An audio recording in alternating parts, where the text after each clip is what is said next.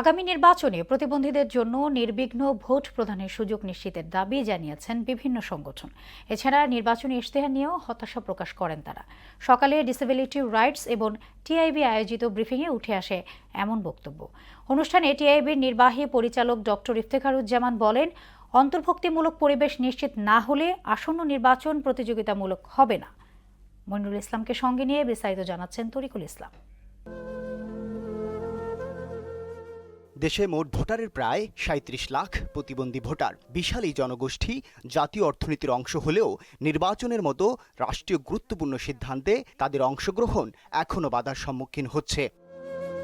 আসন্ন ত্রয়োদশ জাতীয় সংসদ নির্বাচনকে সামনে রেখে প্রতিবন্ধী ভোটারদের ভোটাধিকার ও রাজনৈতিক প্রত্যাশা নিয়ে সরব সংগঠনগুলো।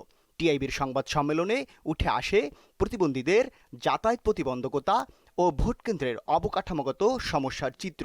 আগামী নির্বাচনে অনেক শ্রবণ ও বাক প্রতিবন্ধী এবং যারা হুইল চেয়ারে চলাচল করেন ভোট দেওয়ার জন্য যাবেন, তো সেই বিষয়ে আমিও চিন্তা করছি যে আমি একা হয়তো গেলে সেক্ষেত্রে আমি কমিউনিকেট করতে পারবো কিনা। ইলেকশনের পরে যারা সরকার গঠন করবেন তাদের কাছেও আমাদের অনেক প্রত্যাশা রয়েছে। রুলস অফ বিজনেস না বদলায় তাহলে আসলে প্রতিবন্ধী মানুষের জন্য কোনো উন্নয়ন আসবে না। গতকাল দুটো ইশতেহার এসছে, কিন্তু আমি কিছু খুঁজে পাই নাই। টিআইবি নির্বাহী পরিচালক ডক্টর ইফতেখারুজ্জামান বলেন, নির্বাচনে সব ভোটারদের জন্য সমান ও অন্তর্ভুক্তিমূলক পরিবেশ নিশ্চিত করা রাষ্ট্রের সাংবিধানিক দায়িত্ব। একই ধরনের পরিবেশে ভোট দেওয়ার মতো তাদের যে সক্ষমতা যতটুকু আছে সেটাকে সর্বোচ্চ ব্যবহার করে উপযোগী পরিবেশ সৃষ্টি করার মতো দায়িত্ব যে প্রতিষ্ঠানগুলোর, যে কর্তৃপক্ষের, তাদের সকলের কাছে আহ্বান।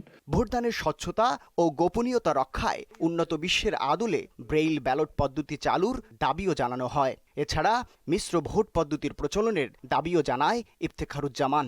আদর্শ জায়গাটা হলো যে হ্যাঁ, যারা দৃষ্টিপ্রতিবন্ধী তাদের সকলের জন্য ব্রেইল পদ্ধতি হতে পারলে ভালো, যেহেতু চর্চা আছে বিভিন্ন দেশে।